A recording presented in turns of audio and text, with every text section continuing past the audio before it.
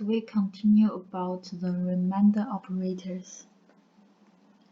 The remainder operator, known as the remainder or modulo operator, yields the remainder of division. The operand on the left is the dividend and the operand on the right is the divisor. Therefore, 7 remainder 3 yield 1. We can calculate it like 2 multiplied by 3 is equal to 6, and 7 minus 6 is equal to 1. So to find the 7 remainder 3 yield 1, and the 3 remainder 7 is also yield 3, because we cannot do these divisions. And the 12 remainder 4 yields 0, because we don't have the remainder for these operations. And for 26 remainder 8 is yields 2, and 20 yields 13 is not yield, remainder 13 yields 7. This is clearly one we can explain to you. We can get it is 7 divide 3 is equal to 2, right? This is clear one to explain the remainder operators.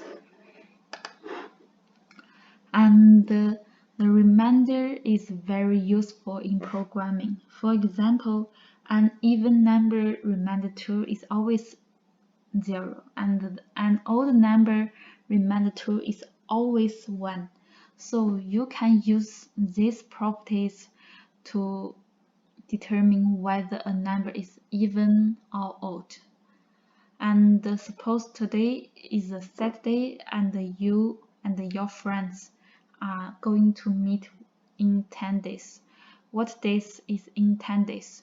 You can find that days is Tuesday using the following expression. For example, Saturday is the 6th days in a week, and we can get 6 plus 10 remainder 7 is 2, right?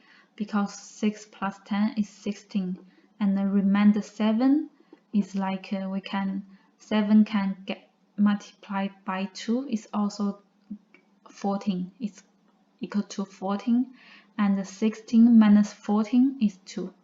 The second day in a week is Tuesday. A week and in 1 week we have 7 days, right? And also this one is for after 10 days, right? So we get the answer is 2. And the problem for you is to displaying the time. Write a program that obtains minutes and the remaining seconds from the seconds. So this is your homework for this class, today's class.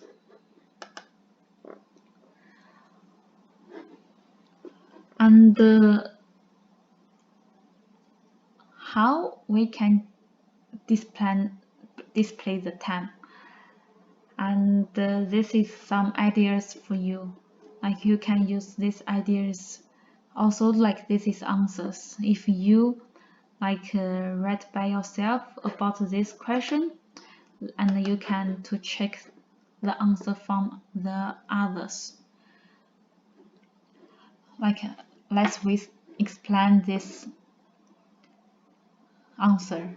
So first step, we need to scanner input equal to new scanner system in, and then we need to promote the user for input. System point out point print like int and integer for second.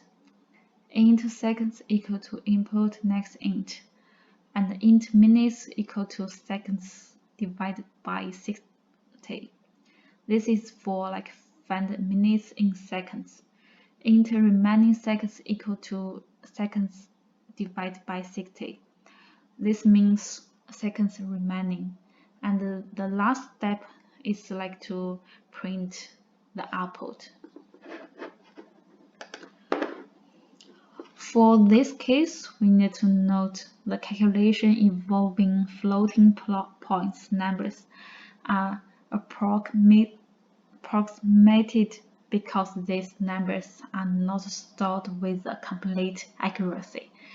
For example, system point out point print is like a 1.0 minus 0.1 minus 0.1 minus 0.1 minus 0.1 minus 0.1. It displays this one is not 0.5, and the system point out point println is like you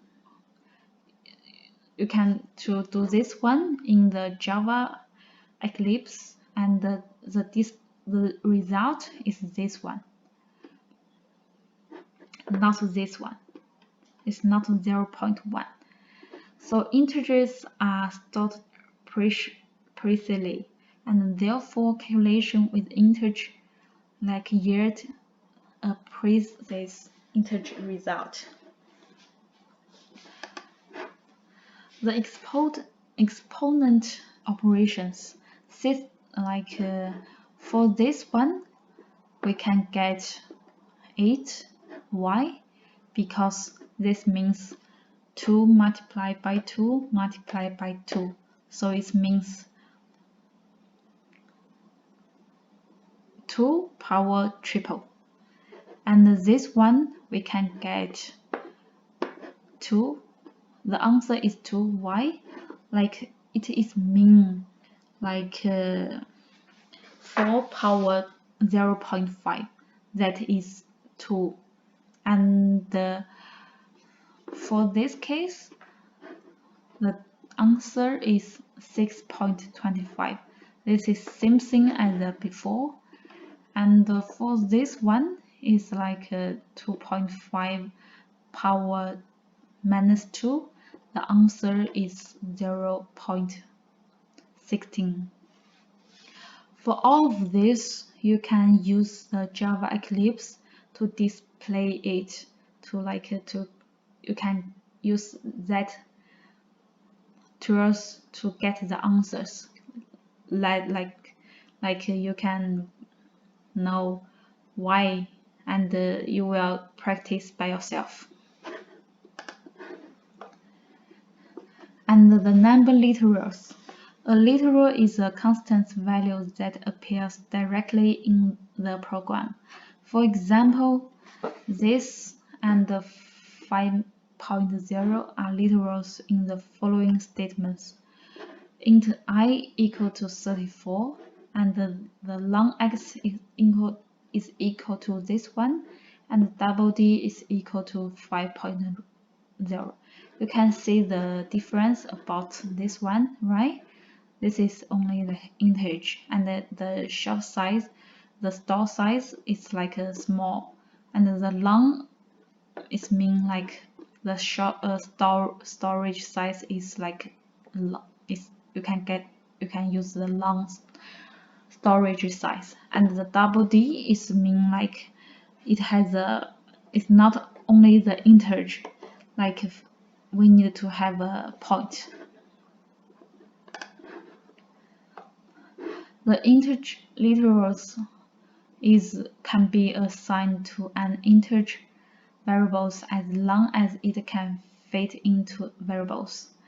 And a completion error would occur if the literal were too large for a variable to hold. For example, the statement byte b equal to 1000 would cause a compilation error because 1000 cannot be stored in a variable of byte type. An integer literal is assumed to be of an int type, whose value is between this one and this one. To denote an integer literal of the long type, append it with the letter L or 1. L is preferred because 1, lowercase l, can be easily confused with 1, the digit 1, right? And to denote a binary integer literal, use a leading 0b or 0b, capital B. To denote an octal integer literal, use a leading 0, 0. To denote a hexadecimal integer literal, use leading 0x, 0, capital X. Like this is like some example. This one means number 5. You can get output about number 15. And for this one, you can get the number, like when you print it, you can get the number is 4095.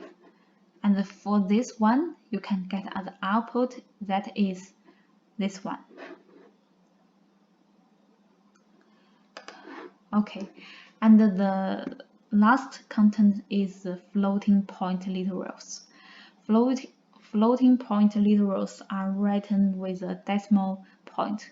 By default, a floating point literal is treated as a double type value. For example, 5.0 is considered a double value, not a float value.